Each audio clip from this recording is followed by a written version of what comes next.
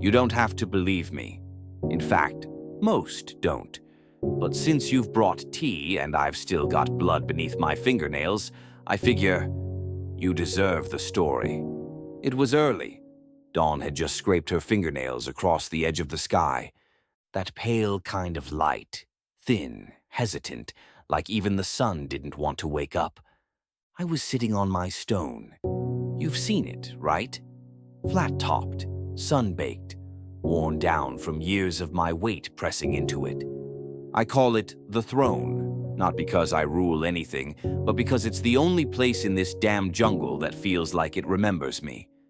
Anyway, the mango was overripe, soft, bleeding into my hand, the kind of sweetness that only comes right before rot. I was savoring it slowly, chewing the bitterness out of the skin when I heard the first buzz. Low, mechanical, not the curious hum of bees, no. This was different. This was intrusion. I didn't move at first. You learn not to react too soon when you've lived through experiments, through cages, through men with white coats and needles that go in so slow you can hear your heartbeat arguing with the plunger. Instead, I listened. The buzz became rumble, the rumble became engine, and then rubber on dirt. Multiple vehicles, not military, heavier, customized, armored like they were hunting something that might shoot back. I remember sighing, not fear, not anger, just tired, the kind of tired that starts in your bones and stretches out across the years. The mango fell from my hand. They came in formation, 3 rows of 10, staggered. Flash shields, tactical padding, helmets that made them look like bugs. I counted 62 at first. More behind, cages, cranes, tranquilizer guns the size of children.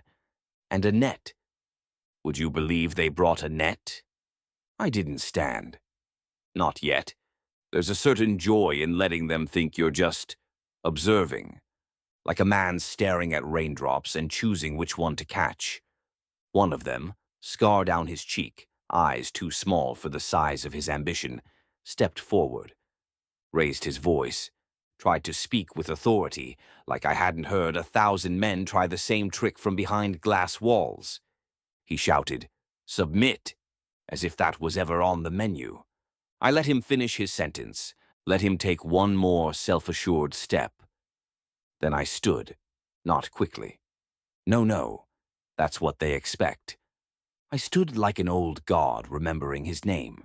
Slow, deliberate, shoulders uncoiling, spine rising like it was built from stone.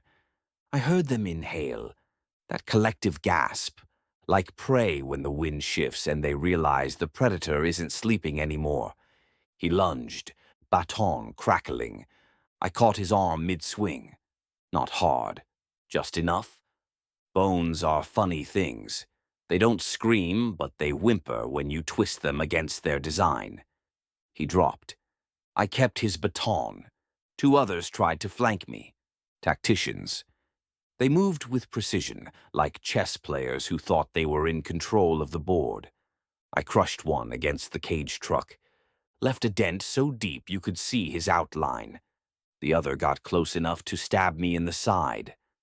A blade. That surprised me. I looked down, pulled it out, and examined it. Short, serrated, efficient. Not military issue, mercenary style, hired guns, the kind of men who don't fight for country or cause. Just paycheck and adrenaline. That meant they'd keep coming. Even after the first 10 fell, even after the ground started getting sticky with the truth. I fought for hours. Don't let the movies lie to you. Fighting is long. It's not the glory moment. It's the ache in your shoulder that turns to fire. It's the second where your knuckles split and you keep swinging anyway, because you know stopping means they'll swarm. It's teeth in your fur, gas in your lungs. It's blood, yours and theirs, until the scent blurs and you can't tell where one ends and the other begins. I lost count around 83. By then, they'd started calling my name. Project Crown, not subject, not animal. Crown, as if giving me a name would make the killing noble, make the science cleaner, make the man who pressed deploy feel like he hadn't created something better than himself. The final ones didn't fight. They watched, paralyzed by what they saw. Not rage, not madness, precision, memory, judgment. I didn't kill the last three. Not because I couldn't, because I wanted witnesses. You don't become a legend by vanishing. You become a legend by letting your story walk back to town on shaky legs, covered in bruises and awe. So, that was my morning. The tea's cooled a bit. I like it that way. You asked me how I became this. How I move like I've been through hell. Why I don't flinch when men raise their weapons or their voices. Why I don't sleep unless I'm backed against my stone. All right, you brought tea. You stayed quiet. So I'll tell you, but I'll warn you first. This story doesn't come easy. It doesn't sprint. It drips, like blood off knuckles. Before I was Crown, I was a subject, a number, an asset. Nothing more than an entry on their clipboard. No name, no mother, no sky to be seen. Just a crate, cold, rusted, loud inside, labeled "said subject" in it. We all shared the smell of metal and bleach. And something like fear. The first hands that touched me wore gloves, thick rubber.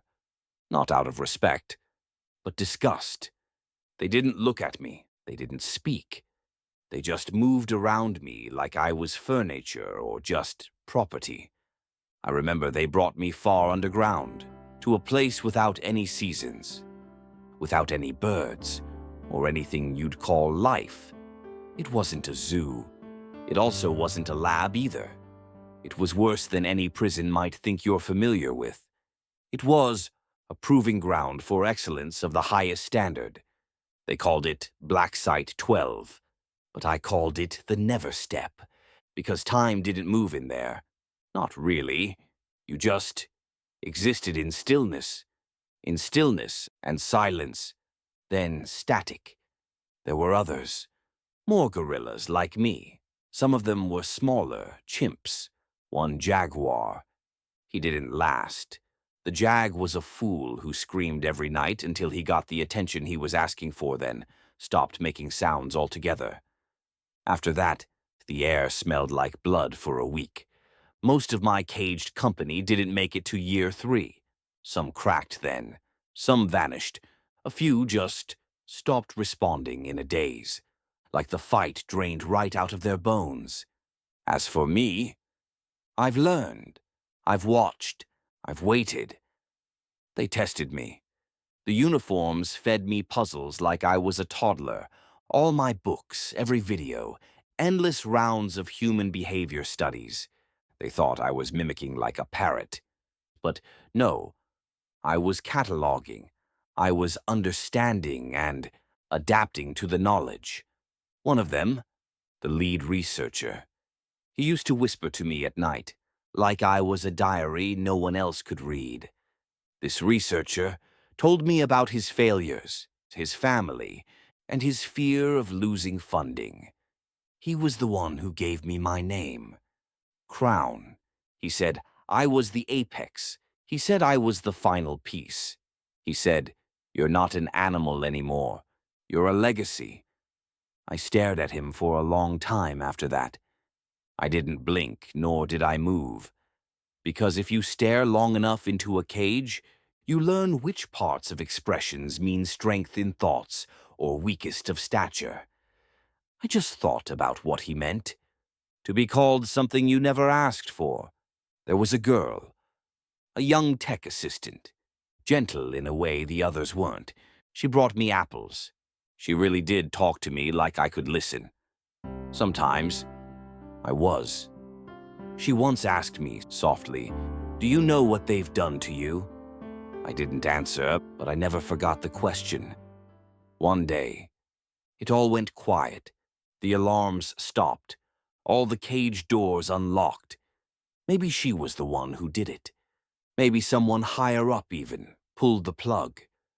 Whoever it was, doesn't matter. Because I walked out. Not with a scream or with violence, just my walking presence. Each step through that hallway felt like dragging a chain I hadn't realized was there. I didn't run, but I shut them down, one by one. Then I erased my files. I even destroyed the backups on me because I learned so much more than they thought they taught me. I made sure every inch of that place forgot crown. As for the ones who didn't, I made sure they couldn't speak right or reproduce. When I finally stepped into open air, it wasn't a freedom I felt. It was confusion. I was confused when I saw it all. The sky was loud. The wind. The wind was so real, it made my eyes sting and blink. And then came the rain. Not the sterile mist they used in the lab. Floral-scented drops from above rain. Honest, angry, and wild. It soaked me in seconds. And I let it. It was beautiful. I didn't move. I just stood there, letting the world baptize me in and around everything they'd taken away. And that's when I broke free with power. Not with rage, but tears. Not like a man, not like a beast, like a story ready and trying to start over. That's when and how Crown was born, not in violence, in remembrance. And from that moment on, I didn't hide, I didn't bow, and I absolutely didn't forget.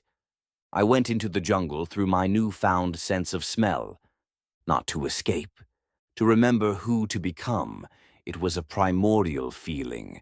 So now, when they came for me, when they send 100 men towards me yelling in helmets and armor, I didn't panic. I remembered. Each dart, each cage, each lie trick test and quiz they fed me with a smile.